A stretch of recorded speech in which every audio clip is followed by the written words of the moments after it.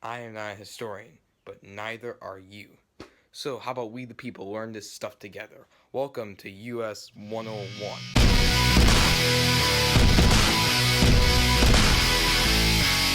I know. It's stupidly obvious what we're going to be discussing on today's episode. And you're right.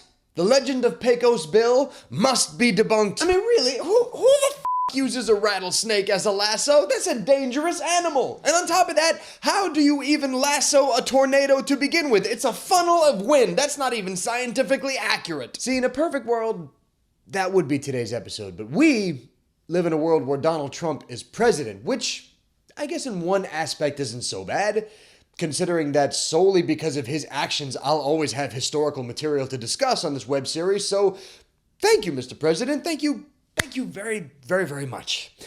So what's he done now, hey? Oh, that's right. He recently went ahead and fired James Comey, the now former director of the FBI, who was leading an investigation into whether Trump's campaign had colluded with the Russians to swing the election in his favor. And this rather unexpected move caught a lot of people off guard, as you may have heard, especially considering that Trump, during his presidential campaign, used to praise James Comey a lot when he was looking into Hillary Clinton's email scandal. Now, Trump claimed that he fired Comey because, quote, he wasn't doing a good job, end quote. And on top of that, in the letter that he sent to Comey informing him of his firing, he said that he had received the recommendations of both the Attorney General Jeff Sessions and the Deputy Attorney General Rod Rosenstein to help him make that decision. Even though in a recent interview with NBC, Trump said that he was going to fire Comey regardless of whether he had received recommendations from the AG and the Deputy AG. And on top of that, back in January, Trump had decided that he was going to keep Comey as head of the FBI. And again, all throughout his presidential campaign,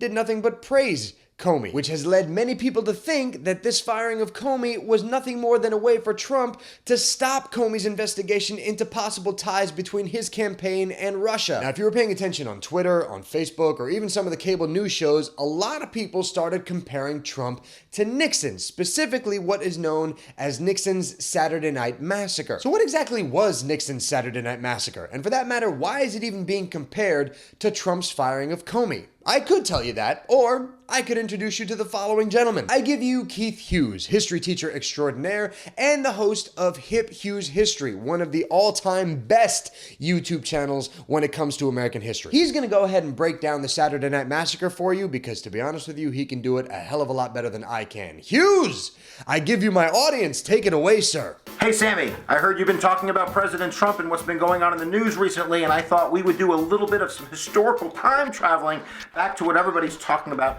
and that's the Saturday Night Massacre. I love the name. But that occurred on October 20th of 1973, and of course, it's really important to understand that the context of all of that was Watergate. Now, Watergate occurred actually on June 17th of 1972, and it's not going to be months and months and months until that break-in is eventually going to reach Congress, and it's going to be the democratically controlled House of Representatives, the Committee on the Judiciary, that's going to be investigating. And they're going to pressure the Attorney General, a man by the name of Elliot Richardson, and his Deputy General to do something that they thought was truly needed: appoint a special prosecutor, somebody that is outside kind of the realm of the Justice Department and the White House to do the investigating. The problem is they're really not outside the realm of the executive branch. So the man that they hired was a man by the name of Archibald Cox. What a great name. And immediately he's going to take his job very seriously,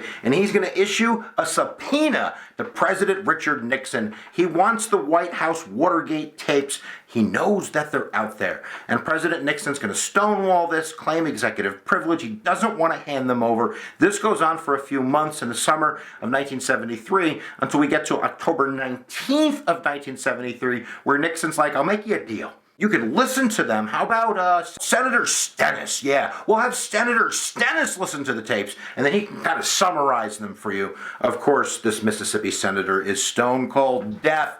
And of course, Archibald Cox on October 19th, a Friday, is going to say, no way, Jack, that ain't going to happen. And then they all went home for the weekend.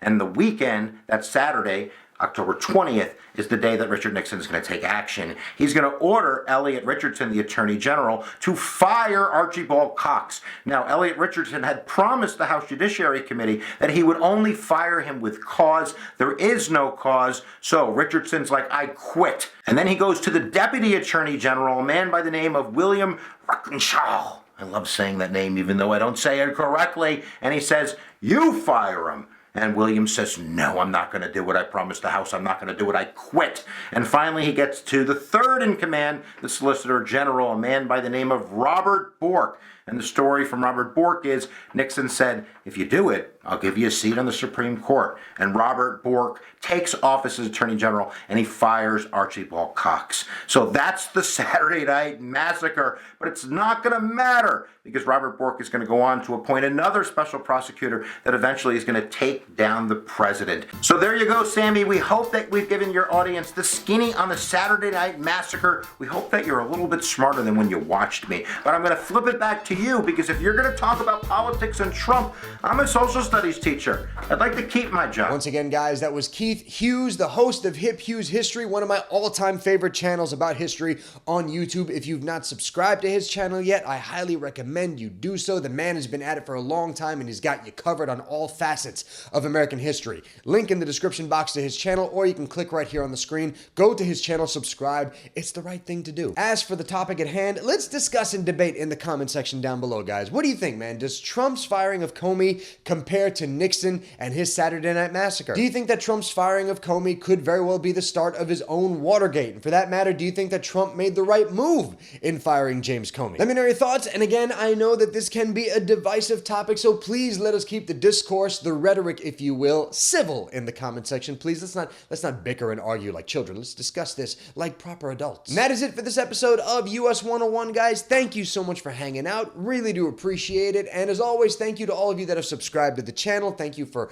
liking the videos, for sharing them, for leaving comments, giving the videos proper thumbs up. Guys, you make my heart skip a beat every time I think about you. As always, you can follow US 101 on Twitter, on Facebook, on Instagram. All the links down below in the description box. And I must give a special shout out to one of my subscribers, Luke, for supplying the intro for today's episode. Luke, fine job, sir. Outstanding. And if you guys want to supply your own intros to kick off future episodes of US 101, you can email your intros to me, ushistory1882@gmail.com, or you can send them to me on Twitter at USAHistory101. On that note, guys, thank you for watching. We are all done, and I will see you next Tuesday for another episode of what Trump may or may not have done and how it involves itself in American history in some weird way. That's become the show. I don't want that to be the show, but that's become the show.